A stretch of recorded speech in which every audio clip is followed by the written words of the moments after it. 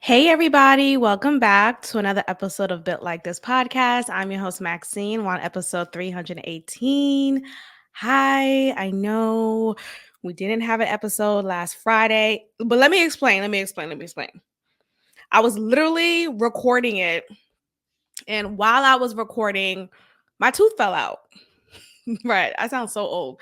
No, my not tooth, but my crown cap. I didn't realize when my dentist gave me a crown cap. What happened to my tooth? You know how you just go in the dentist and you just like, okay, they do whatever they do. But I swear I do not remember when he gave me a cap. And when it fell out, I'm like, oh, hold on. What happened? So my real tooth is underneath. And anyway, it became this whole, not a whole thing. In my head, it became this whole thing. And had an emergency dental appointment soon after, like the following day. So that's Saturday morning, and got it handled, which took less than 45 minutes, which I was surprised but grateful. Anyway, now I'm just trying to adjust with this thing in my mouth. And it's not like those. You know how old people back in the day, but back in the day, I would see older people with like this type of steel thing in their mouth, like on a tooth. I don't have that. It looks like regular teeth. It's just over here. If you just take a look. But yeah, it just feels kind of weird chewing and eating. I feel like my relationship with food will continue to go on a journey.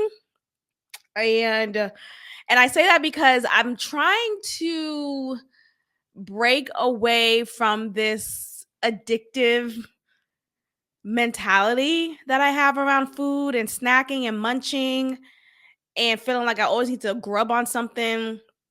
And now with this crown cap, I feel uncomfortable to eat. I still eat, but like I don't enjoy it. I feel like I have to only eat on one side, and because the crown cap is on the other side, it still kind of impacts my regular side. It's just this weird thing. Anyway, you did not come here to listen to that, but that's where I've been. And here we are. Here we are. We are recording the day of. So please excuse the tardiness, but we are here. And I'm so glad you have decided to tune in. Thank you. And I just want to say it is the end of the school year for all of us educators out here. So we know how this time is. It feels like, well, it is the end of a year and the start of the summer break. Now, for some of us, including myself, we work during the summer, depending on, whatever additional job you take on, you work for a little bit in the summer. So for me, I decided to take on a job for the summer to add on these checks. So for those who may not be familiar, those who teach, we still get paid during the summer, and that's a nice check. That's a nice kind of like passive income to have. And if you decide to work an additional job, that's two checks, right? So that's where I'm at. And there's more checks to come actually, because I still have my college job that I am doing, and it's been nice. It's been nice. So I'm just trying to find an even balance, and I've been doing that lately. And I had the whole July to myself, so I'm happy about that. July is free. I am very, very flexible. July, Freckles Bay. Like, no, we already have some things planned, and things will continue to be great. So, anyway, I'm just happy that it is the end of the school year, and we're here. But I'm also saying that there'll be some episodes when either it's going to be delayed or I'm going to take an episode off. I'm just trying to have some time to just chill. So please excuse me if I decide to take an episode off. I'm just letting you know in advance. But yeah, let's go ahead and get started. Shout out to these earrings that I have. These not Tom Ford, Tory Burch. Tory Burch. I love her earrings or his. I don't know, it's a man or a woman. Okay, so it is the end of May. Um and we know graduation happens, commencement begins, or that's redundant, but nonetheless people are heading into the next stage of their life, in particular in your academic journey. So whether you're graduating high school and starting college, or graduating college and starting your career, or immediately jumping into postgraduate studies, or graduate studies, you are starting that. Now, this leads me to our first topic for today's for today's lesson. And it is about this NFL kicker. I guess his role in the NFL is being a kicker, apparently. I'm not too familiar with him, but his name is Harrison Butker. Harrison Butker. He is a devout Christian. He's a white man, a little ginger. I think he's ginger. He's 28 years old, so very young. And he is married, has been married since 2018. So I'm just kind of painting the picture for you all. And he was selected to deliver a commencement speech at a Catholic traditional college. This college is called Benedictine College in Atchison, Kansas. So, again, with this context, we know that Kansas, in certain areas in the South, it is very, very cemented in traditional norms and how a man should be, how a woman should be, in traditional wife, mother, etc. With this college in particular, it is known for its Catholic beliefs and values. So, what he is saying in his commencement speech, though shouldn't take people by surprise, it does, because we are in the society that we're in, and people have a hard time recognizing that there are plenty of people, there's a large community of people in our society who actually opt in for traditional values, traditional lifestyle, etc., etc. So he delivers a speech at this commencement ceremony, and all the feminists are having a time. They are upset that this man dares to say women should basically embrace being a wife and having children, and should dedicate their lives to that. Because of the feminist movement, a lot of us women have been brainwashed into thinking that becoming a wife, having children, being a stay-at-home mom, any of those things are condescending or less than, or somehow just inadequate in comparison to other women who choose to focus their lives on their career, on their educational pursuits, their degrees, etc. And there's a division that's had between women who choose to stay at home and be homemakers and bakers and all of that, and the women who choose to be picky when it comes to who they want to be in a relationship with. There's a divide with the women also who don't want to marry, who choose not to have children, who choose to live a childless life. And they seem to be happy. They seem to be fine. Now, I've come on this podcast before, episodes ago. I forget what episode. And I talked about, yes, there is a lot of value in naturally being who God has, or what we think God has designed us to be. And the reason why I'm hesitating right now is I think we also have to accept that not everyone has the same reality. Not everyone will be what you think they should be. Meaning, this idea that all women should marry, have children, stay at home. Not everyone is called to that. Not every woman is called to that. And honestly, can we just talk about the statistics here? There's not enough men. Hello? Is my mic on? Hello. There's not enough men. There's literally not. And then when you want to talk about desirable men, highly desirable men, there is a very limited pool of them out here.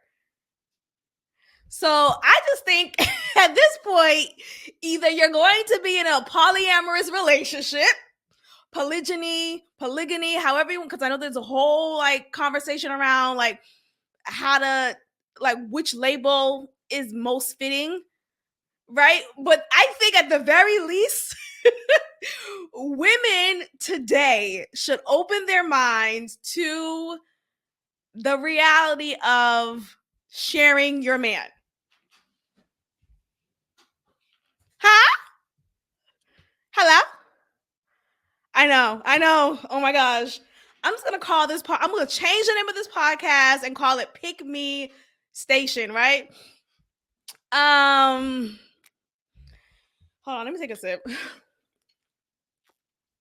Because what I'm about to say is what I've already said, and what I will continue to say in the next few minutes is that at this point, either you settle for a man who is already incarcerated or has been incarcerated for many years and is not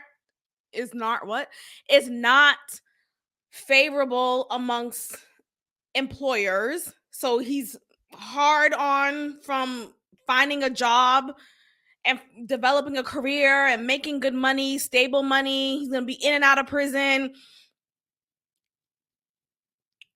Your options are limited. You better share your man, sis. No, but I'm not lying. I'm not lying. And then if you also want to open the pool even further, you got to also recognize that there are men out here who like men. There are men out here who likes what you like. So it's either you settle for a bisexual man or you settle for an incarcerated man, and then you just write letters to him, and maybe y'all even get married. Y'all could do conjugal visits. But even then, it doesn't solidify that he may have another woman, or he may be fucking the niggas in the prison. Like, all I'm saying is, nobody is anybody. Meaning, we don't own anybody. I know we like to say, "Oh, he's mine. She's mine."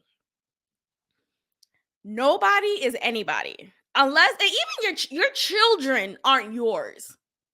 Biologically, yes, sure. They share your DNA. But your children are their own people, their own selves. And that's that. Like, we can't, sure, we could rear them and teach them some ways, guide them along the way, but they will eventually develop their own mind, their own habits. And sure, they'll be influenced by you and the examples before them. But ultimately,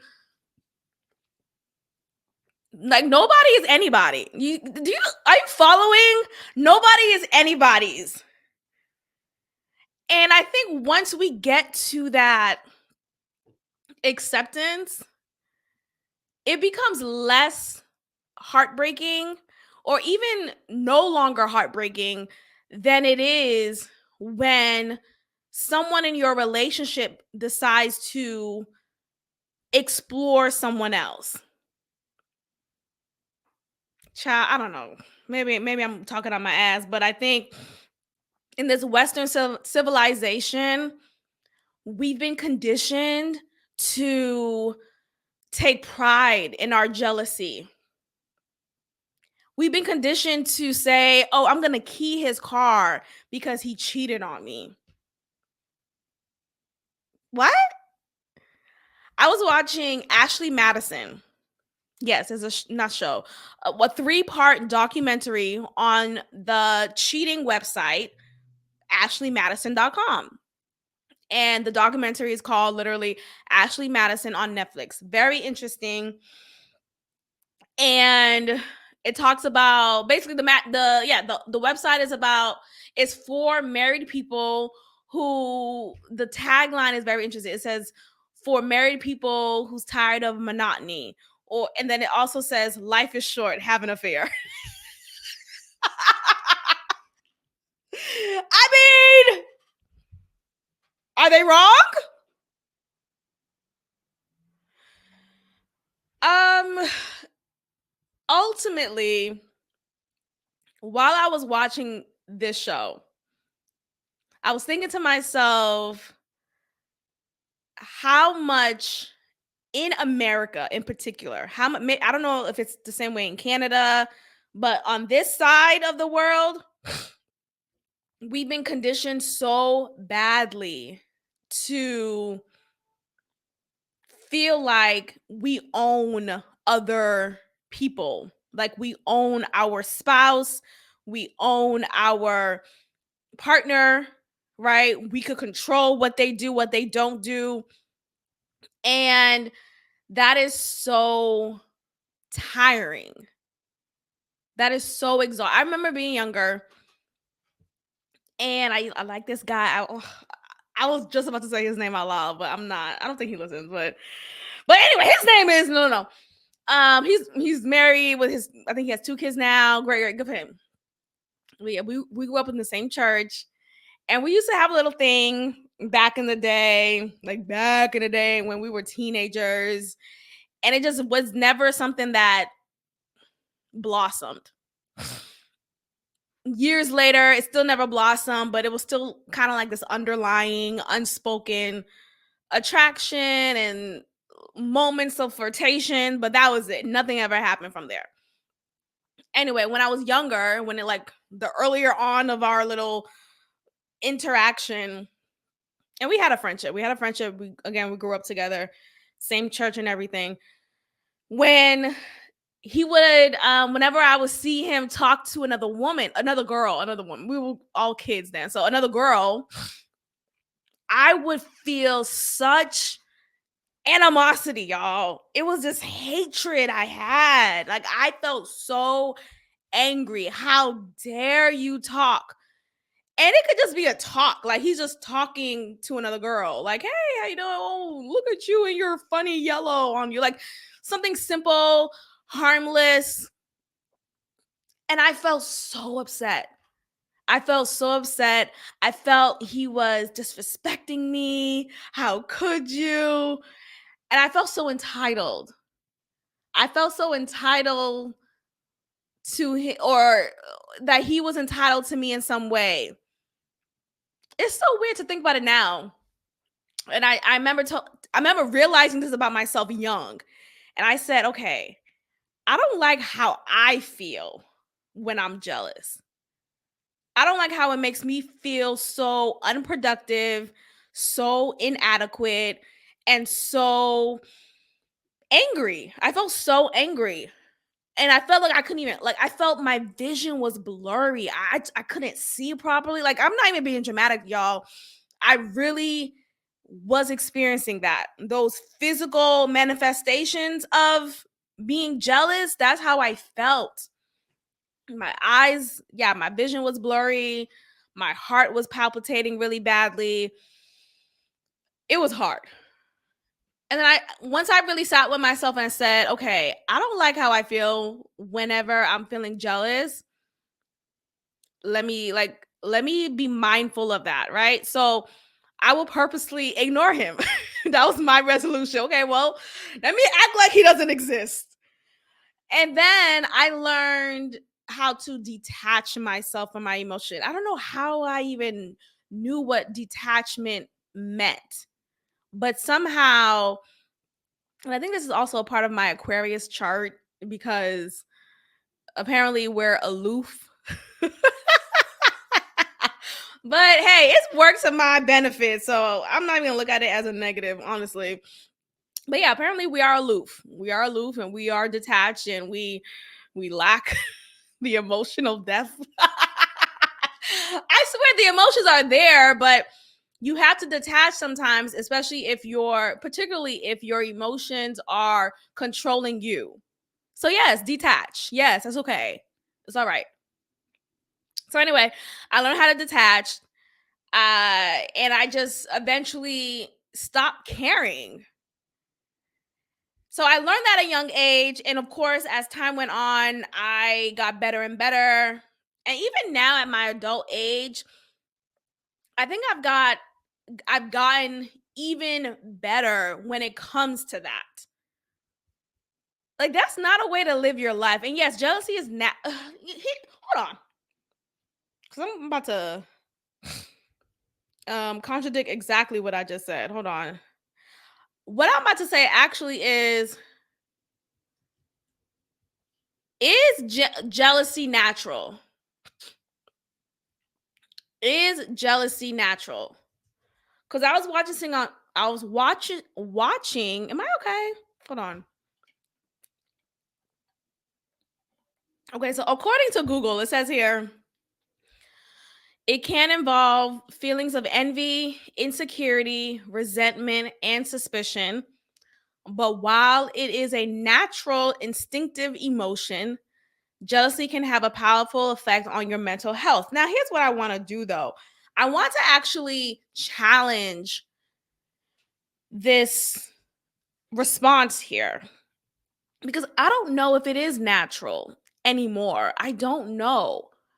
Because I wonder about how other civilizations in other parts of the world, they, they not they all, but it is common to see and be a part of polyamorous relationships.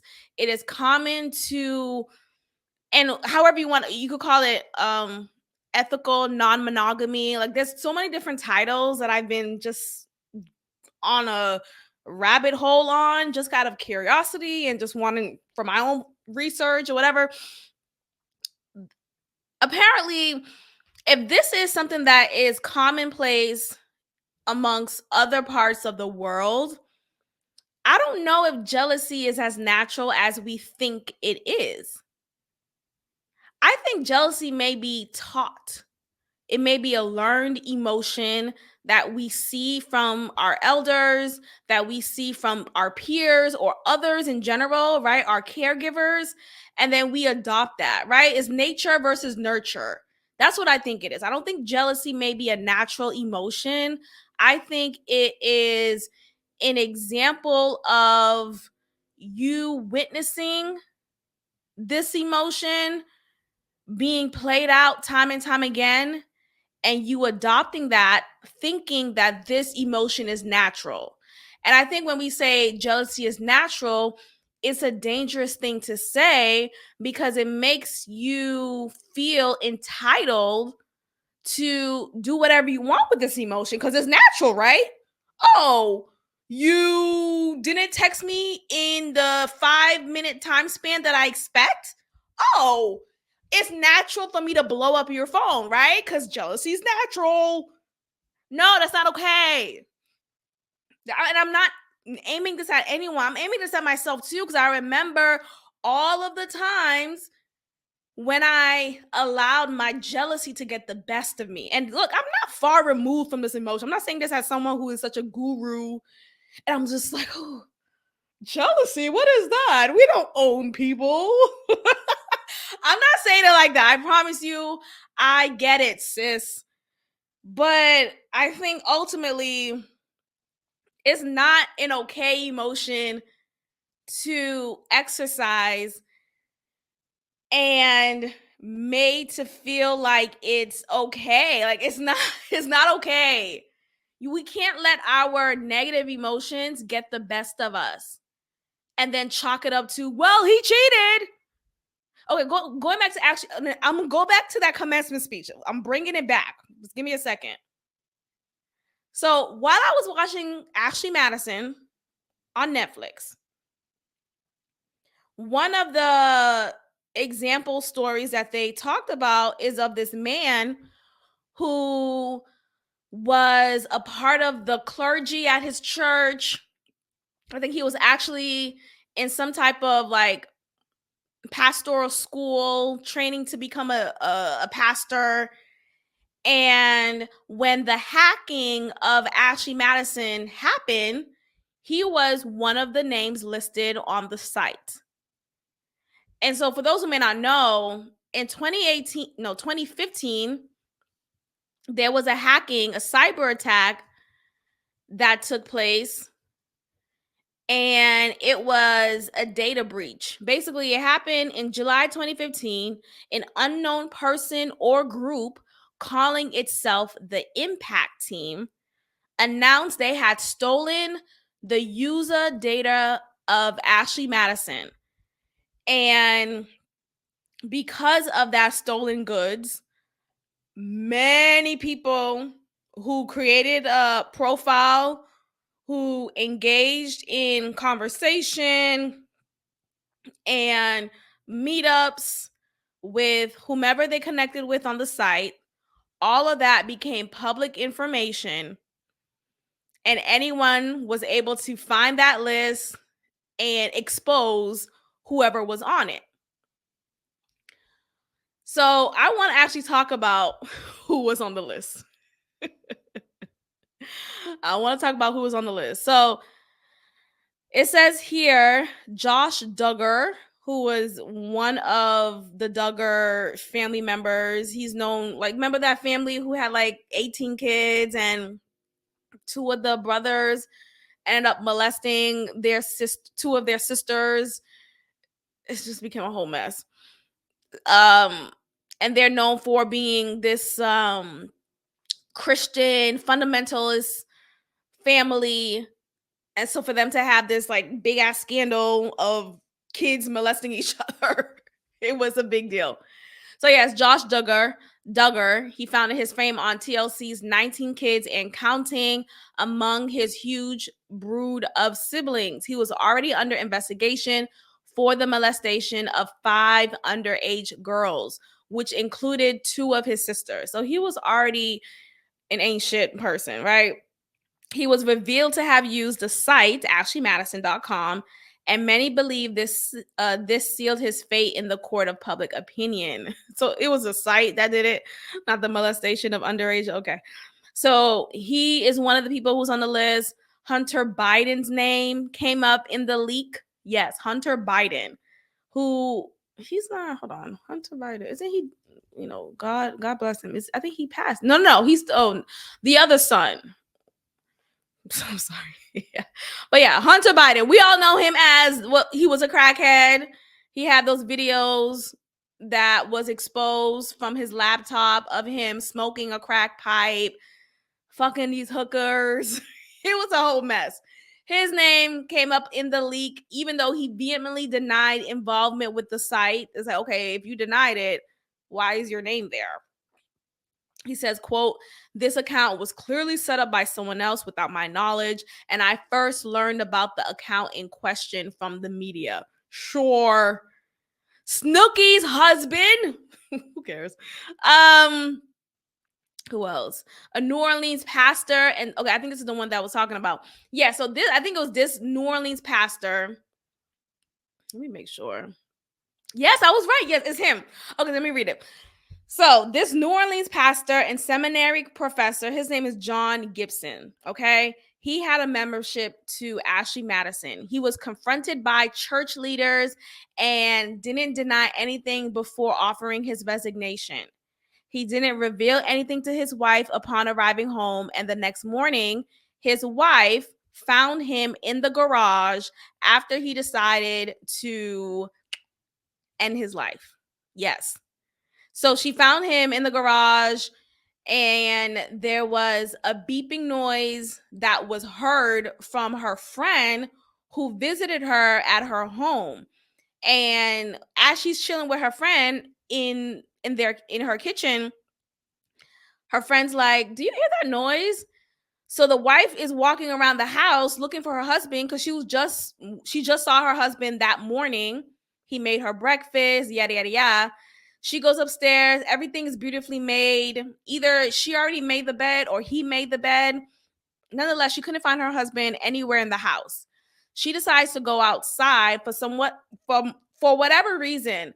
She went outside and went to their garage. She opens the garage door. She finds him gone. Gone. Okay. And that noise came from the carbon monoxide alarm that they have. And she put two and two together that he decided to end his life.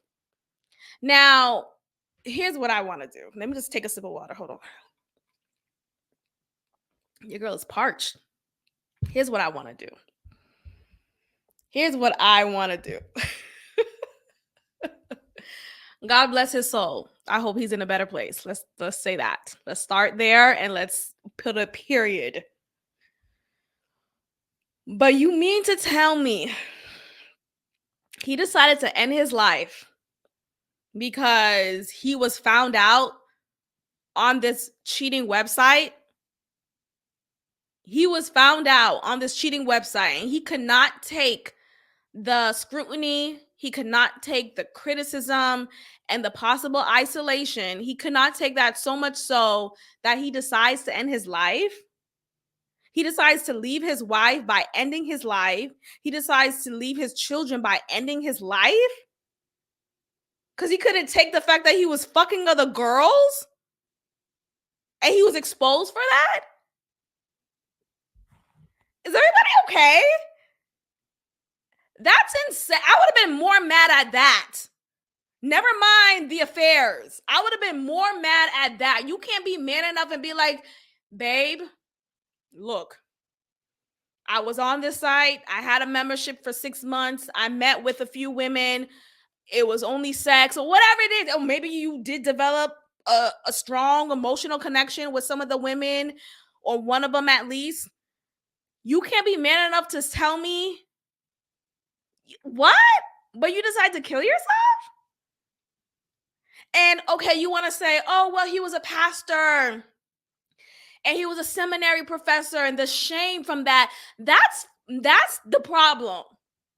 That's the problem. I think we have come so far in this society that it feels like we haven't come further enough. It feels like that because why do you think death is the option than just coming forward and saying, hey, this is what it is? Why can't you, you didn't do anything heinous. You didn't take anyone out of their consent. You didn't kill anyone. You wasn't violent. No, you acted on your lustful desires consensually with someone else, with a few other people probably. And you decide to take your life. I was so taken aback when I watched that part in the documentary. Because on one end, I wanted to feel, I felt sorry for her. Don't get me wrong, but I wasn't even upset with the affairs. And I think see how it all comes together? See how I'm all bringing it together? It all comes back to the fact that you got to share these niggas.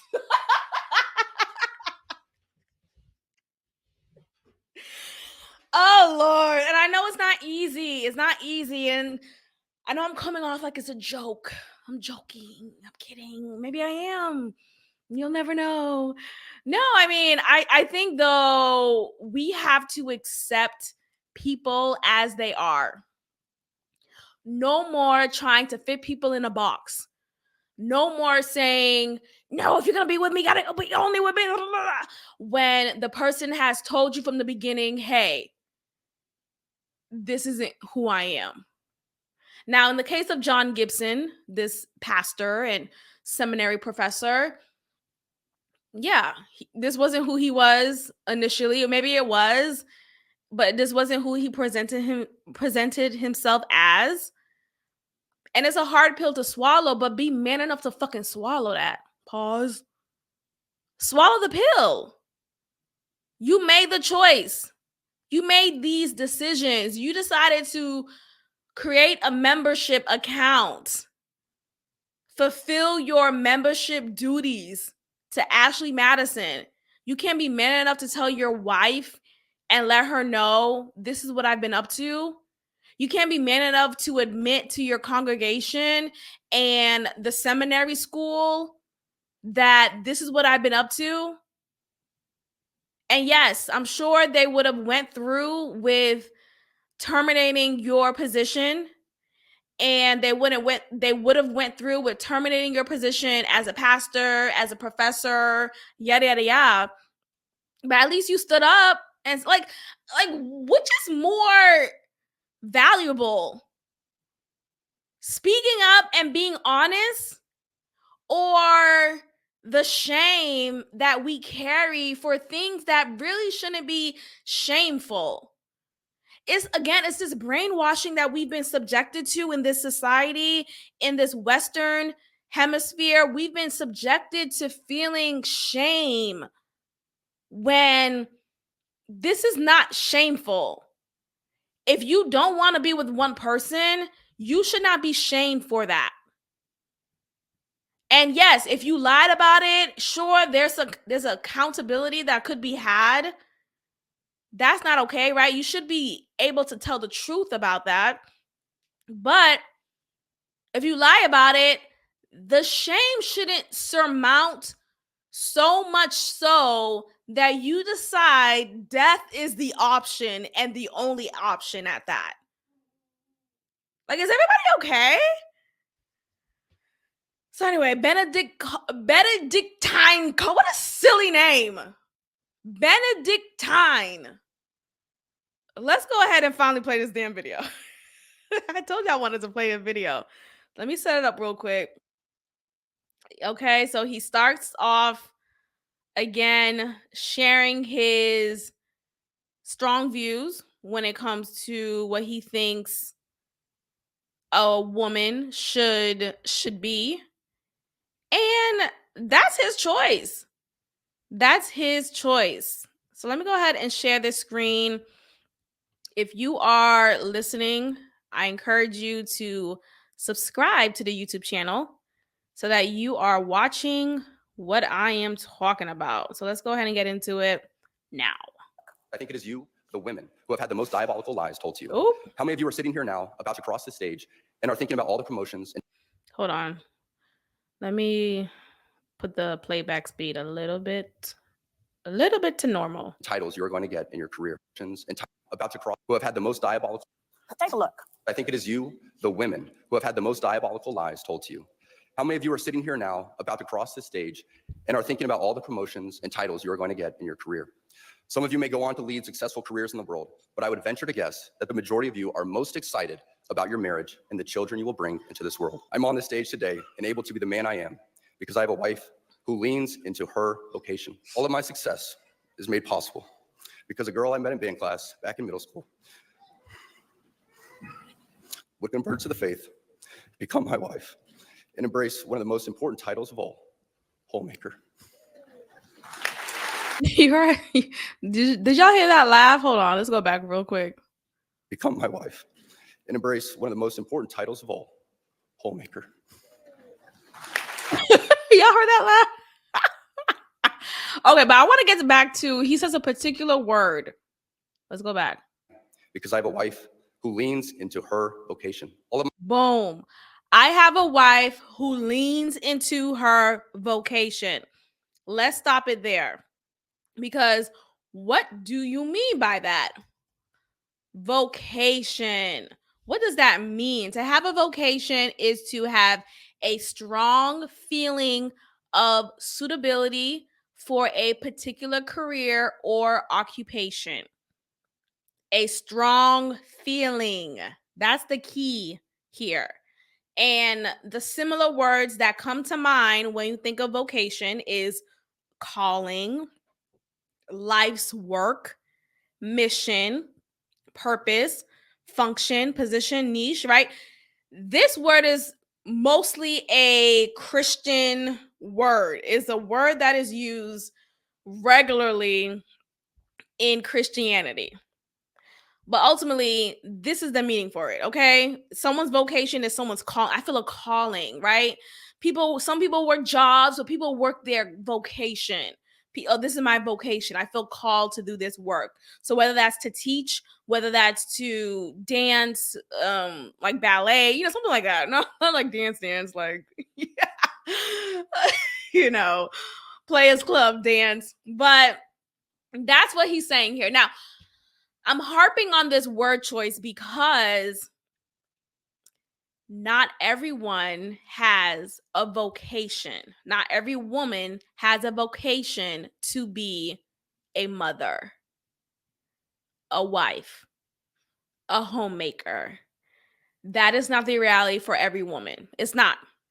And because we don't live in a normalized, on a mass level, because I do see there are plenty of communities that accept hinge relationships, whether that's polyamory, polygyny, or whatever the case is.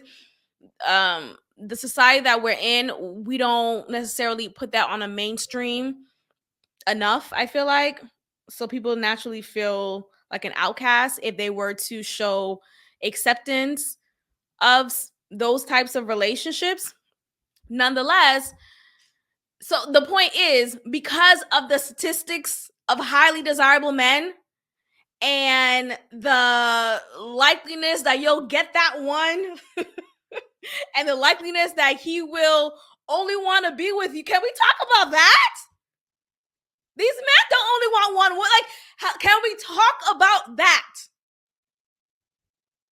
It's not like like we think that we could, like, that's the thing, like, we're conditioned at a young age. Us, like, when women were girls, when we were young girls, we were conditioned to think that we can't control men.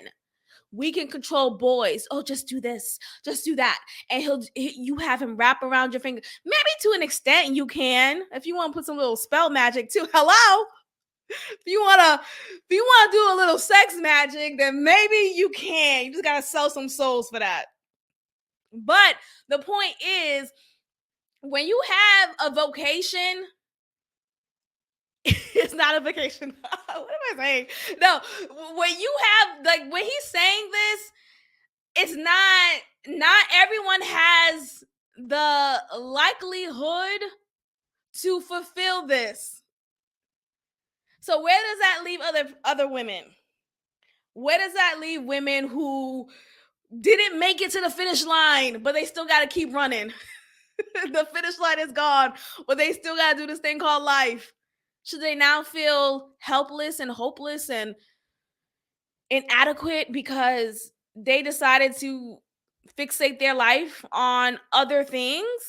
No, right? But then I also don't want to demonize this man and call him out and make him get fired from the NFL. There are people calling for his firing from NFL because of this commencement speech. There are people so up in arms because he values this. And it's like, who does that? Like, why are you so upset? I just think we have to look at society at a large and recognize that not everyone has the same outcome in life. Not everyone has the same values. Not everyone has the same setup, moral setup at that. And that's okay. My life is no better than yours because I live it in a different way. Your life is no better than mine because you live in a different way. Like we get so loyal to the upbringing. Some of us have veered far away from how we were raised, but some of us find our way back to it or have been loyal to it for such a long time that we become so conditioned and so closed off to just the idea of someone finding happiness or being content with how their life is, despite them having no children and no husband, when you could still live a fulfilling life. And I just feel like it's sad to say that you can't when not everyone will have the opportunity to be a wife. Because if you just look at, again, the statistics and just how things are set up in this world and what you may want, right? Like, I don't know, child. Anyway, like these black men, like, aren't like. Look, you find a good black man, you hold on to dear life, regardless if he's not all the way available. Anyway, love is love. Love is love. So, God bless this man. I hope he is doing well. But yeah, people are upset. People are up in arms about it. And I don't agree with the reaction and the backlash. Okay, so let's switch gears here and talk about this woman in NYC, New York City, who got scammed right in her face. And I want to tell you why she is absolutely to blame here, because her dumb ass didn't do her due diligence and didn't use her brain. Huh? Use this. Who am I mimicking right now? If you're looking at me right now, you'll huh? Where is this? So fucking funny. Her name is Cleo Trappa. Cleo Trappa on Instagram. She is a hoot. So funny. Okay, let me huh? Who use this? Where's this? That shit is so funny. She's too stupid in a good way. Okay, but let's go ahead and this. If you live in New York City or know of anyone who lives here, be careful. Yesterday, I was sitting in Madison Square Park in nature, minding my business, listening to a podcast, and these two boys came over to me and they were fundraising for their basketball team. They allegedly play in South Bronx and they can't afford their uniforms, and they were giving me the whole spiel. I agreed. I want to pause right there. I want to pause right there and talk about just the first few words she said. These kids couldn't afford their uniform. Hold on, let's go back. Madison Square Park in nature, minding my business, listening to a podcast, and these two boys came over to me and they were fundraising for their basketball team. They allegedly play in South Bronx and they can't afford their uniform. Okay, yeah. What does that have to do with me? What does that have to do with me? A whole stranger, you're begging me for some change or to cash app you because you can't afford your uniform. I'm a stranger to you. I'm not your uncle, I'm not your aunt, I'm not your grandma. I'm not anyone in your proximity, but a mere stranger. You like, here's the thing. I am never ever going to feel guilty about what you got going on in your life and what you allegedly are struggling with. I'm not going to allow you to let your guilt trip come over on me and make me feel bad for living a good life where I can afford what I have or what I'm pursuing. Because I think that's what it is here. A lot of times, these like these scam artists, I don't care what capacity you look, right? Like you may think, oh well, this is a kid. We gotta feed. No, we don't have to feed the kids. We don't. Where is these kids' parents? Where are their parents? Where are their aunts and uncles? Where are they? So that's where she messed up to start us off.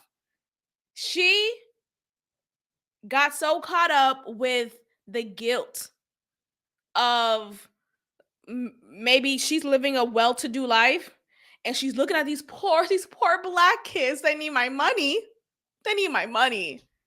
So she got caught up with that, right? And they were giving me the whole spiel. I agreed to give them some money, but I didn't have any cash on me, so they accepted Venmo and Zelle. Okay, boom, another one. Oh, I don't have any cash on me. Oh, don't worry, we accept Venmo, cash. Oh, really?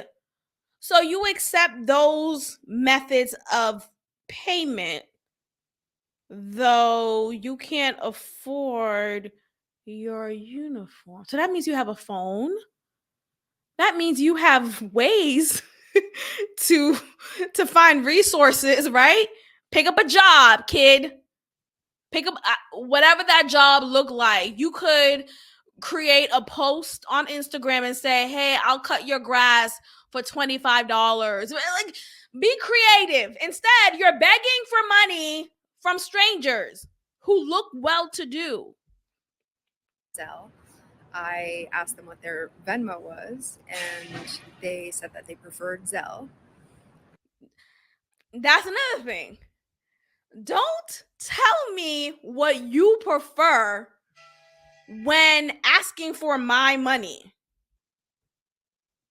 Don't tell me what you prefer when asking for my money. Okay, let's continue with this video, child. I opened my Zelle and I said, what's your account? And he goes, oh, no, don't worry, ma'am. I'll put it in for you. No problem. That's the next problem. That is a problem. Not no problem. Not no problem. That is the problem. What's the problem, you say, Maxine? Why am I handing my phone to this teenage Black boy? What does Black have to? I don't give a fuck. Every factor here, every descriptor of this person is important. Okay, teenage Black boy. I don't know you. Why am I handing my phone to you that is open to my Zelle account, which is connected to my Chase, right? I don't think is Zelle with any other bank. I think maybe it's with Citizens Bank, but nonetheless, I know it's with Chase. So I'm handing this to this kid who I don't know. Let's continue and watch. He takes my phone, starts putting in his stuff. I'm talking to the other boy. He's telling me all about his team, all about like how well they've been doing. So now she's getting distracted. She is getting distracted from the other book because, they work in pairs. They got to do this as a team. Okay. And he's telling her about, I got this team and, I'm a great thrower. Look at how fast I throw. Look how fast I throw. Look, like he's trying to distract her as much as he can. And she's falling for it, like the dodo brain that she is. And how much that I would be helping and so on. And I realized that the young boy with my phone was taking a long time. So I kind of grabbed it from him and he was like, okay, thank you, ma'am. Appreciate you. And they ran off. And I looked at my Zelle account and they sent themselves $2,000. I called my bank and apparently there's not much that they can do.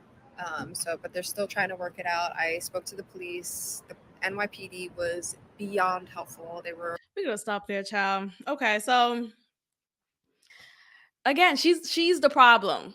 I'm happy she's wearing glasses here in this video because she looked dumb. So I don't even want her to show her eyes because I feel like she is a dodo. Why would you willingly hand your phone? It would be one thing if she got robbed. But no, she literally was like, hey guys, Take whatever you want, and let me just stand here. So I wouldn't even say she got robbed. She made herself available, gave herself as tribute to get robbed, to get scammed by these teenage boys, these teenage Black boys. Girl, never. Anytime you see any of these boys on these streets talking about, I'm raising money, window up. Make sure your doors are locked. Make sure your doors are locked. I ain't got it. Oh, we take cash. I ain't got cash out. We take Zelle. I don't have it either. You don't have any online banking, miss? I don't. Not for you. Not for you. I don't. Because why am I handing anything to you? Why are you getting anything from me? There's this quote from Real Housewives, and I think it's Real Housewives of Beverly Hills. Either that or the OC. And one of the housewives' tagline is, I never feel guilty about being rich, or something like that, right? And I think people got at her for saying something like that, like, oh man, she's so pretentious, she's so pompous, and blah, blah, blah. And it's like, no, I think she's well within her right to say that. We have this like expectation that these people who have more money than us are entitled to give us some of that money.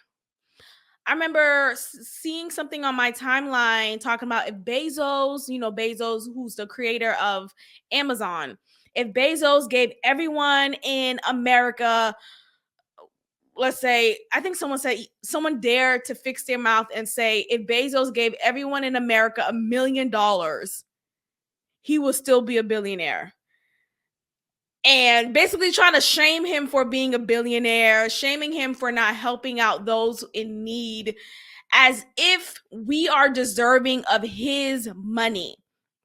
Yeah, now people may say, well, people who are billionaires are doing so well because of the backs of others, and they are not properly taking care of the workers before them in order for them to become and be maintained as a billionaire.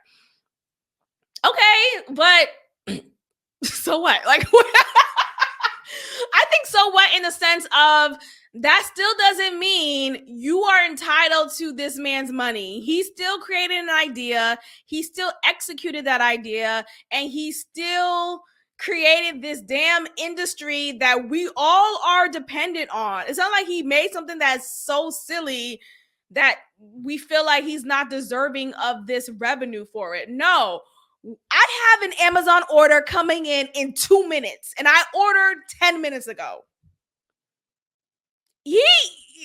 Go ahead and be a billionaire. Go ahead and I don't care if I have Amazon Prime. I want what I ordered today. Not one day, not 2 days for Amazon Prime. No. I want it in 2 minutes after I order it. Bezos made it happen. Am I deserving of his $1 billion? Am I deserving of $1 million from him? Like, no, like, stop begging people. Stop expecting people to feel sorry for you. You create an idea, you execute it, you make it happen, and that's it. If people care to give you, donate, however you want to put it, if they care to give you their money, cool, that's great. Sure, accept it. But I just never like to feel like a charity case, especially to a stranger. It's hard for me to ask for money, regardless of who you are in my life, whether you're my man or my dad. Like, I feel so uncomfy. I feel so uncomfy asking for money. I would rather I'd rather walk in the house with some candles before I ask for money. You have to be like, okay, I dropped something in your account. You have to surprise me. I would love, yeah. Oof. But yeah, I hate asking anyway. But vulnerability. But yeah, so there we have it. She's a dodo and she deserved to have gotten scammed. Shout out to her for having $2,000 just sitting in her checkings account. Hello? Am I broke? Is it me?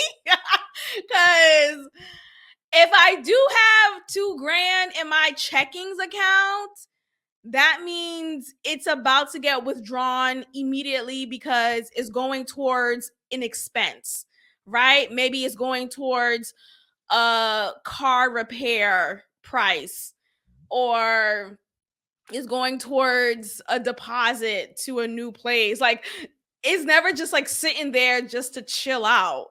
I don't like, what? People just have $2,000 just chilling. One day I will. I mean, I've had close to it. But yeah, not just sitting. It's typically a little under 2,000, but let me know. It's my business, not my business. Okay, let's end off with this story of 4 daycare workers arrested for lacing children's food with melatonin. Yes, this is something that has happened. Let's see, what this happened in Florida. Let's see. Hold on. A daycare owner and 3 of her employees have been arrested after allegedly sprinkling melatonin on children's food, police say. The incident began in November 2023 when police in Manchester, New Hampshire received a report alleging unsafe practices going on in an in-home daycare at 316 Amory Street. So Manchester, okay, so this is up north. Through this investigation, police determined that the children's food was being sprinkled with melatonin without their parents' knowledge or consent. The hormone melatonin plays a role in the sleep-wake cycle. Natural levels of melatonin in the blood are highest at night. Some research suggests that melatonin supplements might be helpful in treating sleep disorders, such as delayed sleep phase. Anyway, the point is, these daycare workers wanted these children to take a nap. Take a fucking nap. Hold on, let me see if I can find that clip from Bethany Frankel. If you know, you know. Any Bravo heads out here? Bethany Frankel said that infamous line to Kelly Ben-Simone, season, I want to say 2. Season 2 or 3. It's one of the early seasons of Real Housewives of New York. And I would never forget when Bethany Frankel said, "Take a nap." Y'all, that had me rolling. Wait, it's not. I would think that would be a clip, like a standalone clip, but it's from an episode when Diddy was just drunk. Wait, what? Hold on. Okay, but anyway, I can't find it. It looks like no one made a video of it. I gotta find it, do it myself then, because that shit was too. And I remember that from. This was like over 15 years ago. Over 15 years ago. Okay. Anyway, take a nap. They wanted these kids to take a nap. Sometimes these kids don't go to sleep. They don't go to sleep. It's exhausting. Now, should you put melatonin? First of all, the drug doesn't kill you. It just makes you go to sleep. It makes you drowsy and you fall asleep. You're not dead. Have you ever heard a case of a child overdosing or anyone overdosing from melatonin? No, I haven't, because it hasn't existed. It's not real. So take a nap. But now these people are now undergoing investigation. They're getting arrested. Come on. Is it really that serious? How about your badass kids can't go to sleep? How about that? It is currently unclear how long the daycare workers were dosing the children's foods with the drug and how much they were giving them. Police say, police also did not disclose how the practice was initially discovered. Yeah, that's a good question. How was it discovered? How did people find out about this? Because they've been obviously doing this since 2023. So it's been successful until it hasn't. Who opened their mouths? Arrest warrants were issued for the owner, who is 52, as well as another owner. No, so like their coworkers. So yeah, so a 52-year-old owner and the employees of the daycare range from 51 to 23. Yeah, they're all from Manchester, New Hampshire. The suspects turned themselves into police. And all four of them were charged with 10 counts of endangering the welfare of a child. Investigation is still ongoing. So God bless them. I hope they get free. I feel like they're the ones who we should say, free my nigga, da-da-da-da, free my boy, da-da-da-da. You know, make him come home, right? These people should come home. There's no reason why they should be sitting in a jail cell because your badass 5-year-old can't fucking go to sleep. Go to sleep. That's what Bethany said. Go to sleep. Let me see if I can find that. Go to sleep. That shit was too. Yeah, I found it. I fucking found it. Okay, I'm gonna play it and then we'll end it here. Is it this one? Child, my life was got ever since I watched that episode years ago when it came out.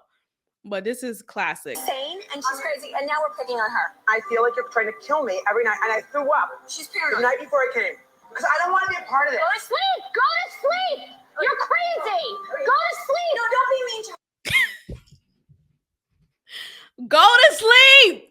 Go to sleep! You're crazy! Go to sleep! That's what they're telling these daycare kids. Go to sleep! Go to sleep! You're crazy! Go one more time and then we're done. She has a problem. You're insane! I said, insane and she's crazy, and now we're picking on her. I feel like you're trying to kill me every night, and I threw up. She's paranoid. The night before I came. Because I don't want to be a part of this. Go to sleep! Go to sleep! You're crazy! Go to sleep! No, don't be mean to her. Go to sleep. Tell these damn kids to go to sleep. Go to sleep. You're crazy. Go to sleep. All right, you guys. Thank you so much for listening. Thank you so much for your support. Make sure you are subscribed to Spotify and Apple Podcasts for this podcast. That is greatly appreciated. Subscribe to the YouTube channel as well. Leave a positive review on Spotify and Apple Podcasts. And I will check in with you all next time. Peace.